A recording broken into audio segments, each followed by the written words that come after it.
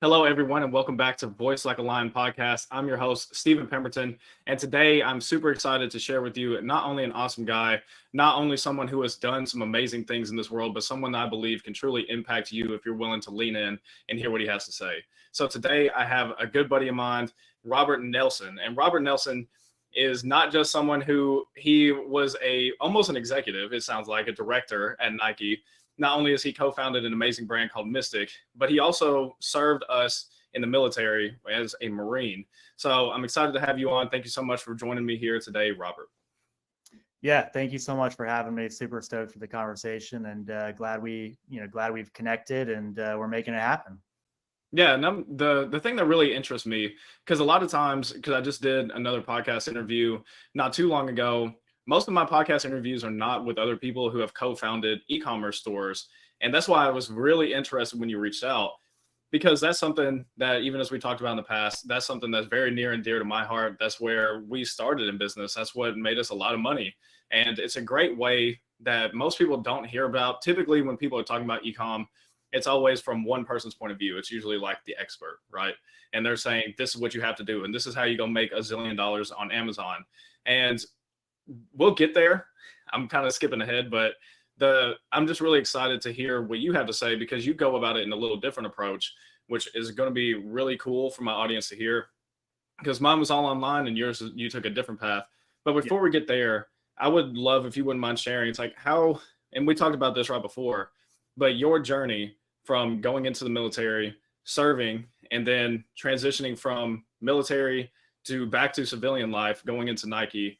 What did that look like? How did that process kind of mold the mindset that you needed going back into civilian life?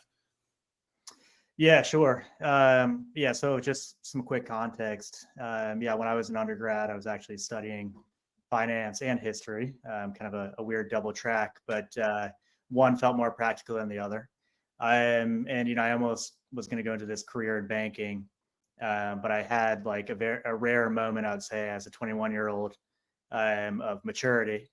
And I thought, like, what is actually going to set me up for success in the long term? What's the best thing I can do right now for myself? And it felt like joining the military, joining the Marines in particular, was the best thing I could do, going to officer candidate school, because ultimately you get thrown to the fire right off the bat, especially as an officer. You have to lead Marines. And, by 23 years old, after going through training, I was literally in charge of a platoon of 30 plus Marines. And, the Marines, if you make it through all the training, you're well set up to do that. But ultimately you're also, well set up to be a leader through the rest of your life. And you're set up with skills that allow you to really adapt as necessary anywhere you go, whether you go into corporate or you do startups and whatnot. So, I think the transition to the Marines was seamless to the training, and then the transition into the professional world. I actually went into management consulting after the Marines for 6 years, and I was well set up for that just because of the life skills that I had been given, and I also didn't spend so many years in the military that I was like ingrained in like certain ways of doing, but I still had a lot of ways of thinking that were flexible and creative. That's a big thing right now. We talk about with personal development. It's everywhere. Everyone talks about it, and personal development is great. But the way that you went about getting personal development is, I've never heard anyone doing that. And I think that it's amazing, though, because you said, you know what, what's going to give me the real life experience that I need to be able to take my life in my own hands and make something of myself. Right. And you decided to go straight into the Marines, which is, everyone can sit here and argue which is the hardest. I think Marines is the hardest branch of the military, but that's not here or there. That's not for this show. But I just think that we all know.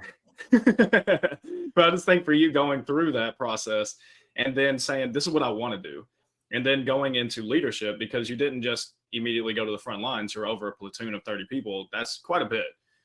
Especially young. You were in your 20s. So to be in your 20s over a platoon of 30, it's incredible. So this is something I got to talk about yesterday, and I'm interested on your perspective. I didn't think we would go here, but it's actually really cool. When you were over your platoon of 30, what were some of the leadership techniques that you picked up that has served you, especially as you've gone about creating your company? I mean, honestly, there's like two very core things that have been with me since, since these early days, these formative years. And, one is leading by example. Mm, And the other is professionalism. So I think I'll start with leading by example. Leading by example is like literally, hey, if you have expectations for what you expect somebody in your team to be doing, you can tell them how to do that and hope they do it right. But like, if you really want it to be done right in a particular way and you think it's a way that is the right way, then show them. Be the one to show them, hey, this is how I'm going to lead this meeting, or hey, this is how I'm going to go about, creating this vision or whatever it is.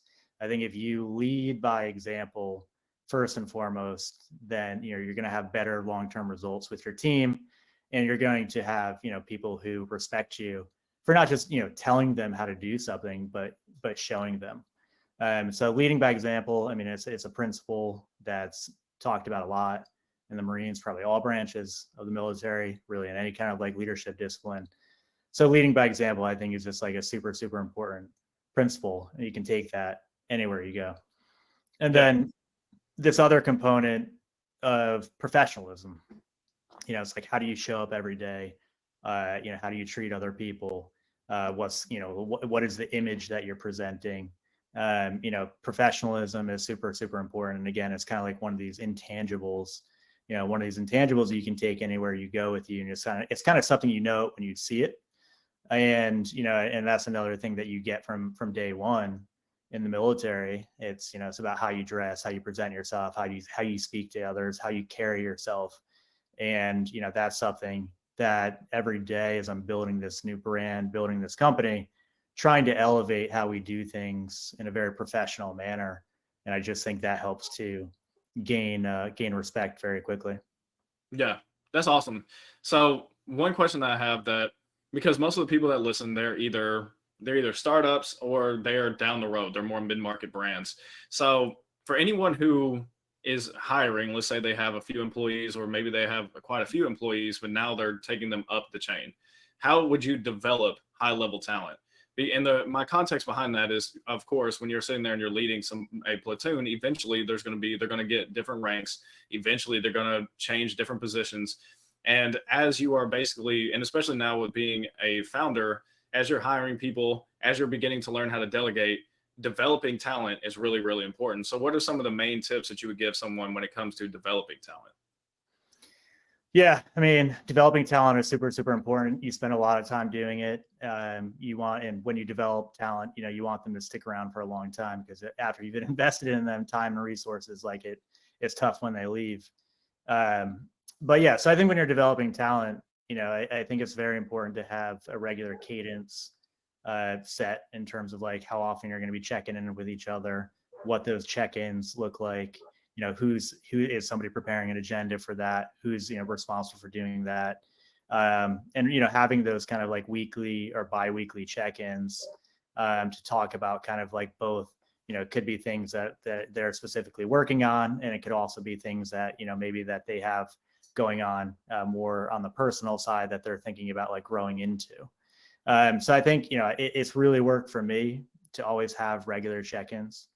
And it sounds super, super simple, but like it's very easy in the world that we live in, which is very fast paced, and we get like sidetracked by a million things, to just be like, oh, like, hey, let's bump this meeting to like next week and like reschedule. Mm-hmm. And I think being very committed to these kind of check-ins and committed to the progress and the development of the people that that you're leading is super important. So that's always been kind of something that's been constant for me when I've been, leading Marines or leading people in the corporate workplace. And then, more recently, I think, kind of another one of these intangibles, which is just like patience. And you have to have a lot of patience. And even when you might recognize somebody as like, hey, this is like, I think, a potential high performer, depending on what your expectations are, you need to be patient about their development and help bring them on a journey to where you want them to be. And like today, as I'm building a new brand, it's not like when I was at Nike, where Nike is literally getting the best talent in the world. Yeah. And it's like an embarrassment of riches. I have to work a little bit harder to find find the diamonds in the rough, and that takes a ton of patience. And I think for a lot of entrepreneurs who probably listen to your show, like it's the same deal, right? You have a more limited pool of people that you're selecting from and that you're trying to develop. And I think having patience, but kind of going back to like leading by example, like say you have somebody you think like, hey, they're a potential high performer, I'm going to be patient with them because I think they can develop, but I'm also going to lead by example. And I'm going to say, hey, like, this next project, I'm going to like set things up for you and kind of show you, hey, this is how I think it should be done. But then the next project, I want you to be the one setting all of that up. And so I think, going back to just what we talked about, leading by example, is a really great way to set up the talent that you think is going to be, great talent for your company. Yeah, I'm right there with you. That is pretty much spot on to the same thing that I do when I'm either hiring teams, and especially when it's coming to developing talent. Because part of my story is I spent 5.5 years in corporate, and I had no degrees and I had no connections in this corporate. I use that word real loosely because I was in a warehouse. And when I started going up the chain in this Fortune 100 company, what happened is when I became like mid-level management is I had to develop talent. That was my main thing. And very much so, what you were just saying is you identify them. And usually the ones that we got, because if you're in a warehouse, you're not exactly an A player. You're not the C-suite executive. So when I found these people, they were very much diamonds in the rough. And what I had to do is I just had to identify that potential in them. And then I would slowly over time to give them a little extra responsibility, see how they worked with that, see if they were good with it. If they weren't, then I would let them go back to what they were doing. If they were good at it, then I would let them continue to develop. And then when they would step into a new role, so a higher level role, it was exactly as you said, is at first I would show you. So I'm going to show you exactly what it is to do this role. And I'm going to show you not just me doing it, but I'm also going to teach you along the way. This is how we do it. This is why we do it this way. And this is the vision of this role. And then once they got a firm grasp on that, then I would let them do it. So first you're watching over my shoulder. Next, I'm watching over your shoulder. And then thirdly is I'm just watching you from afar, where now you run the show, because I wanted to see, I knew that they weren't going to do well every time. Every single time, usually they're overwhelmed. It's like a kid when you take the training wheels off the bicycle. And so for me is I had the expectation that they were going to fail, but I was letting them fail inside of these certain parameters where they would be able to do their own thing, do exactly what I showed them, put a little bit of their own seasoning on it and see how it went. And usually I'd come back and I would just ask a few questions. Hey, how did it go? And usually they would beat themselves up way more than I could ever beat them up. Well, this went well, but this didn't go so good. And I did this wrong and this wrong and this wrong. Then you just ask another question. What would you do differently next time? Well, I would do this and I would do this and I would do this. So now they just created their own game plan and then we just have it typed out. So this is what you're saying you'll do next time. Yeah, great. And then next time when they execute that plan, now they've developed. But if you just hold their hand and you come back and you micromanage, that's usually where you start seeing the people become codependent on you as a leader to do it for them. So you have to give people the freedom to learn and the freedom to fail. So thank you for that, because that's spot on to what I was saying. Yeah, no, and I would just add, I mean, you were kind of alluding to, but I think there's a word that you were kind of circling around, which is like autonomy. And I think like as you're developing people, that it isn't to take them on this hand-holding journey forever. That's temporary. You're trying to get them to a place where they can realize autonomy, be autonomous, and it helps you, obviously, because then you can just delegate more easily. You can focus on other things and let them have their world to focus on, and gives them a greater sense of fulfillment that they have that autonomy. So I think that's also just super, super important. And you also mentioned, which I think is important, which is like giving them additional responsibilities and tasks. That's like a way of like testing, okay, like what is their level of ambition? What is their level of ability that they can rise to? And like, some of these people may only, say like they may only rise to a certain level before they kind of top out. But I think, as you're training them and taking on that journey to getting them to be autonomous and you're giving them new tasks to work on, you're really further identifying that great talent. Yeah, exactly. I love that autonomy. So when you went, and of course, you can correct me if I'm wrong, but it sounded like after the Marines, you were 6 years doing the management consulting. Yep. And then, so with the management consulting, when did you decide that you were going to transition into Nike? And then what kind of fueled that decision? And then how did Nike get you ready for what you're doing now? Yeah, so management consulting is a great track. It's one where like you could kind of be what's called a generalist. Like there's some consultants out there that are like super, super specialized. They might specialize like literally in like how you create microchips. But then there's like in these management consulting firms, there's a lot of people who are kind of like generalists who help executives or other teams in big companies typically, kind of build new processes or come up with new strategies. A lot of work like that. And so, in any case, when I was in the management consulting world, I got exposed to a lot of different disciplines, which was really, really cool. And somewhere along there, I got exposed to a discipline called design thinking. Design thinking is basically like it's a school of thought. It's a number of frameworks. It's basically a way of doing business that came about like in the 1970s, 1980s. And essentially, design thinking puts humans at the center of like everything that we do. And it asks like, hey, is this thing that we're developing, this product or this service, is it actually desirable? Does like a human actually want it? Is it actually needed? And then it asks like, okay, we've developed this, like we've identified this need, this problem to solve. We know like somebody actually wants it. Is it actually viable, like financially? Like, can it actually be created? And then you ask, is it actually feasible, like from an engineering perspective? So there's kind of like these three domains, but it starts with a human. So in any case, I was exposed to design thinking. And for me, that was a pivotal moment where I thought, I actually want to go back to school to kind of go deeper into some disciplines. So I decided to go do a dual track MBA and design program at the University of Washington in Seattle, which was like one of the few places in the country where you could do both design and business. So for me, I just, I was exposed to a new discipline through the management consulting world, and decided ultimately, that going back to school is going to be the best thing for me. And, and very, very thankful for the military service, because I had the 9/11 GI Bill paid for my grad school, which was amazing. Wow. And then, basically going through grad school, studying business and design, I started to hone in on kind of like where I wanted to land afterwards. And, ultimately that kind of got me going down the path to Nike. Yeah, that's awesome. So just walk us through Nike. Like what are you doing there? What were you learning there? And then when did you decide to make the leap to go into creating your own brand?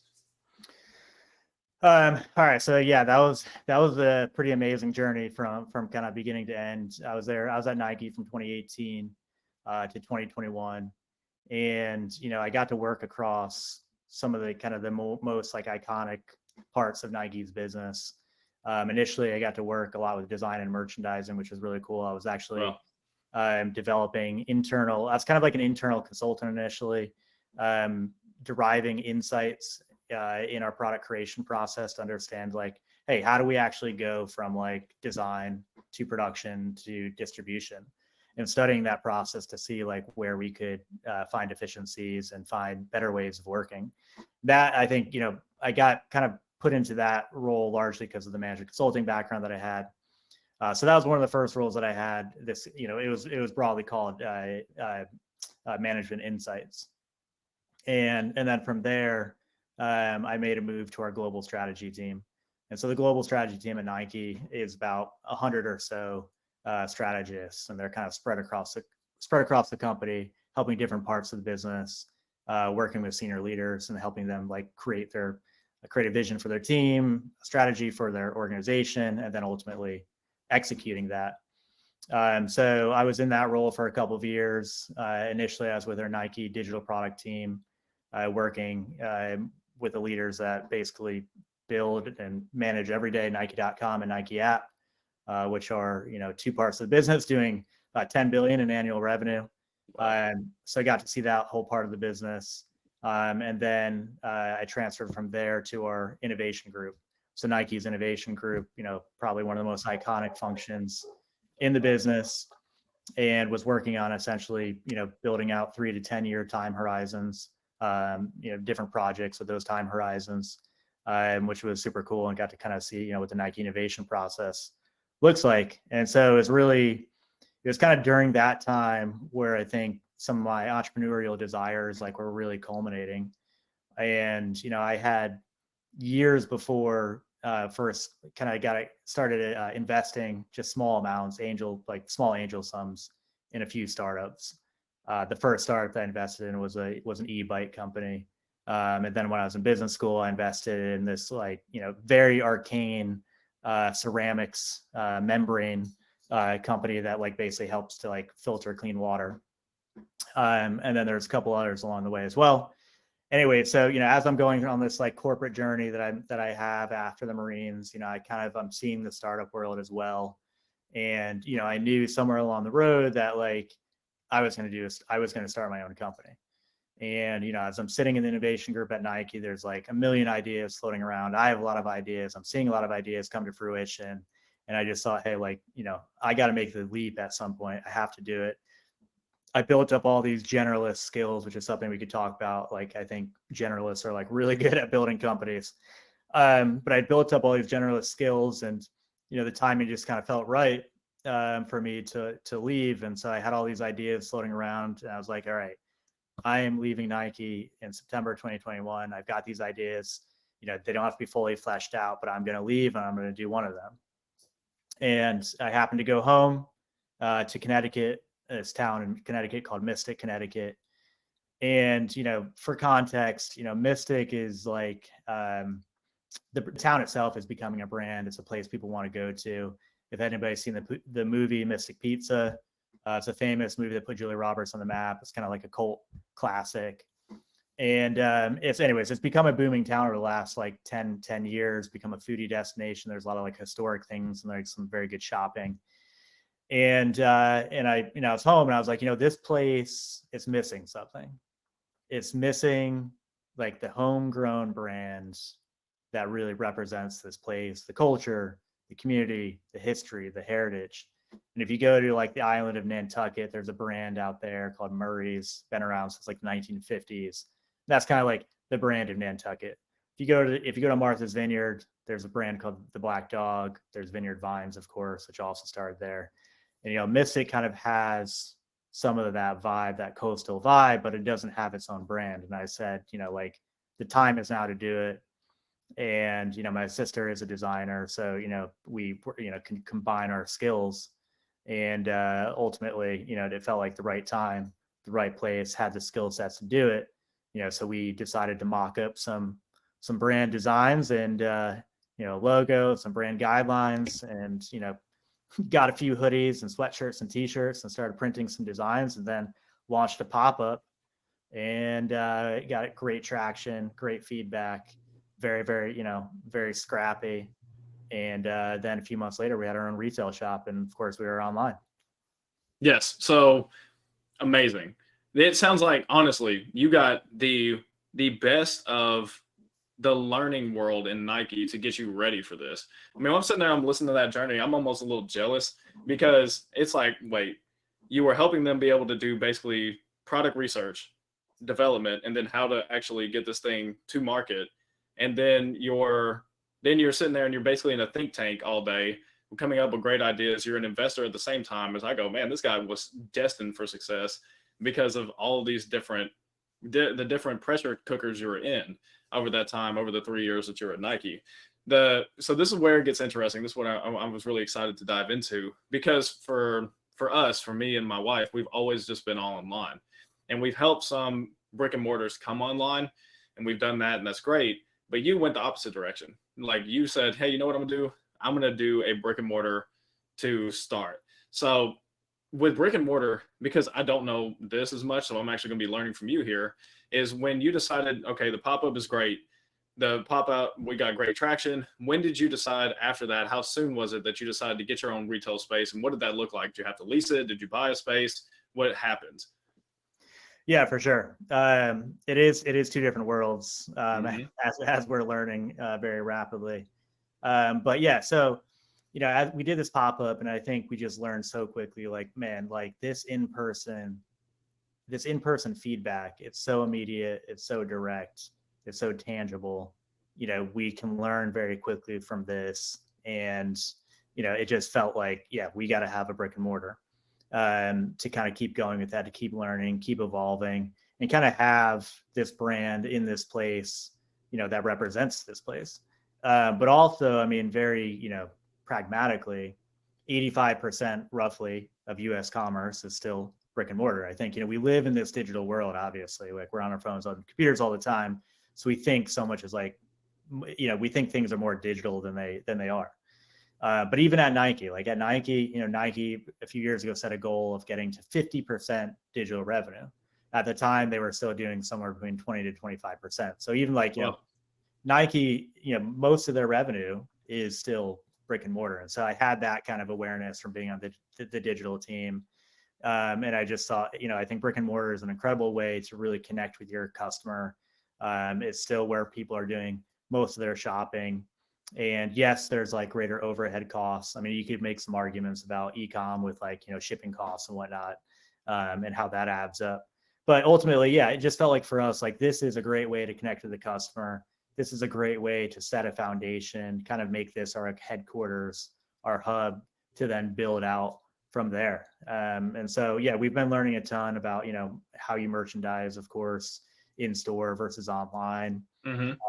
I think it's a major strategic question to ask yourself, hey, where are we going to invest our resources? Are we going to invest more in brick and mortar? Are we going to invest more online? It's just a different set of skills, a different set of tools, essentially, that you might need. But ultimately, I think having both is so critical to build a very stable and sustainable brand. For sure. No, I agree. With being brick and mortar, the one thing that interests me, because I don't know how it is in Connecticut, but here in Tulsa, and I've seen it pretty much everywhere I go, you can drive up certain streets and you see the strip malls and they have the stores and they're empty. Or you walk in there where I used to live in Chattanooga, Tennessee, you walk in the mall and it's just everywhere is empty. So with you being brick and mortar, especially in the beginning, what did you do to draw people in? Did you do online marketing? Was it you having billboards? What did you do? Yeah, well, I guess this is where luck and timing come into play, right? And I think like with any business, you could have a great idea, you might be too early, you might be too late, but Yeah. like honestly, luck, timing, and location are so important. And for us, we were able to be a little bit patient because we basically launched this pop-up in October 2021 and started to look for a permanent retail space, shortly thereafter. And it really took us until May of 2022. So that's, roughly 6 or 7 months down the road, because we had our eyes set on a very specific area that we knew got great foot traffic. And, so I think like, the places you're talking about where you might see it being empty, I think it's really a question of, okay, like what is that daily or that typical weekend foot traffic like? Because I think that's really what it comes down to. I think if you are in a place of great foot traffic, honestly, people love to shop. People love discovering new brands as well. And people just love to browse. And so if you are in a place with great foot traffic, and then you actually have things that are like great quality, it's merchandised well, and it's not, one of the like semi secrets I'll give away is like less is more. And like if you have too much going on in your shop, it's overwhelming. It's decision paralysis. And so from the jump, we were just like, hey, we're going to keep to our motto of simple, clean, and classic. And when you come in our store, it's going to be clean and it's not going to be overwhelming. And so, ultimately that combined, kind of that philosophy, that motto combined with being in a location with great foot traffic helped us just get out of the gate super fast.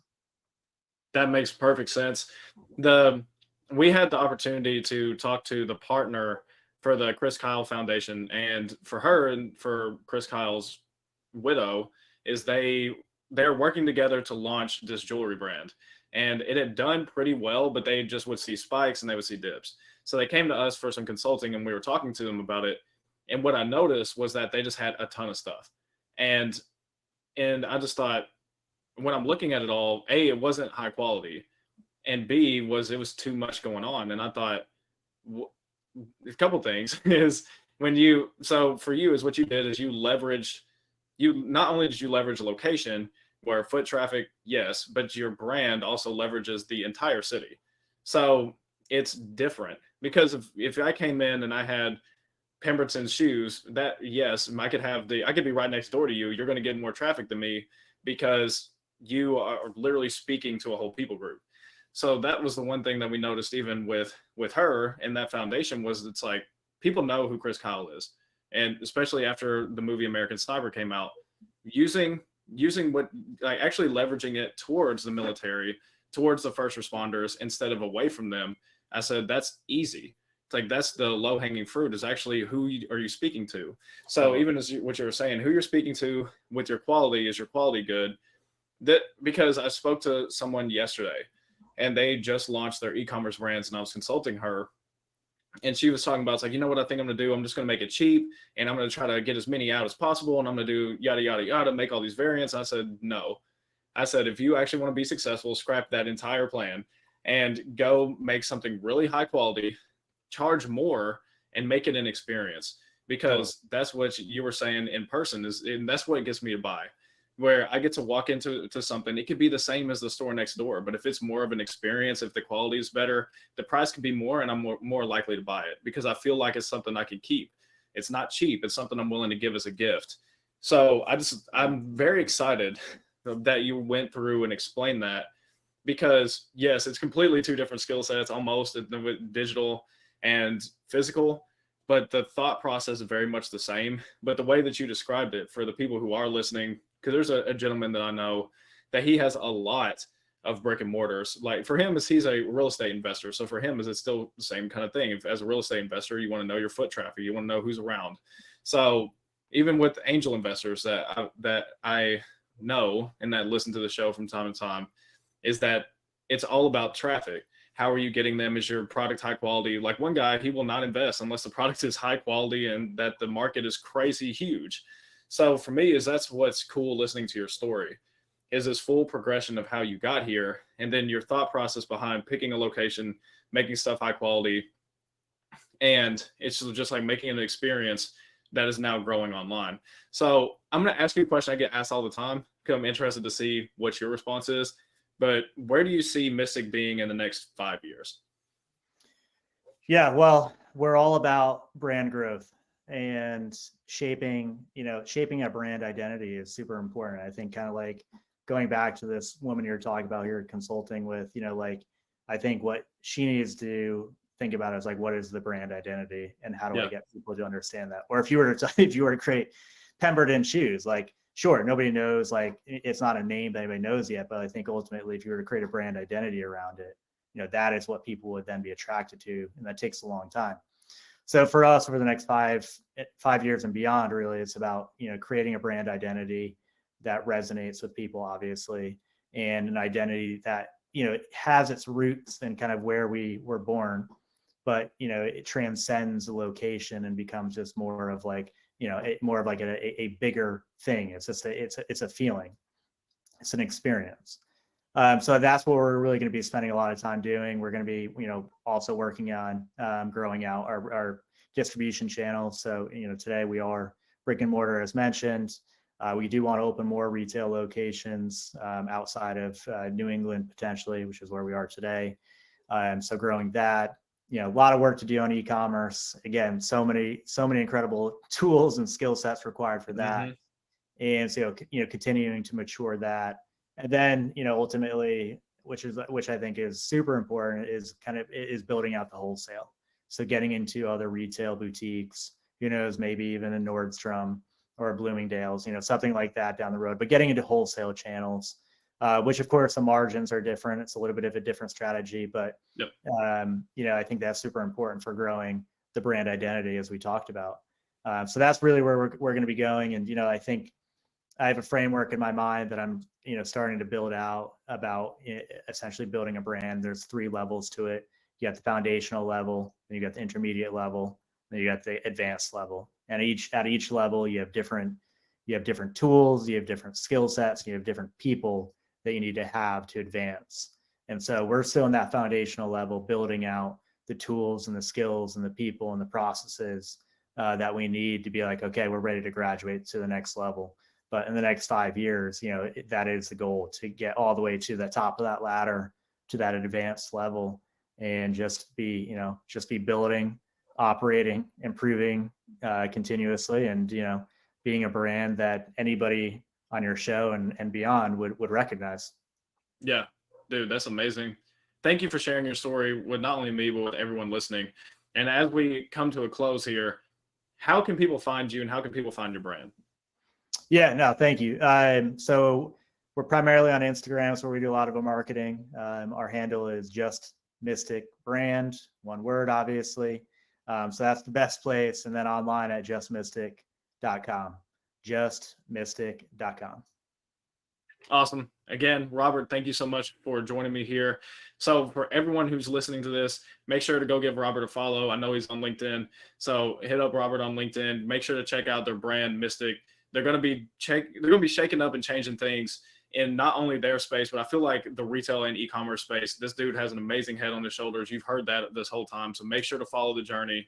And until the next one, thank you guys so much for being here for this one.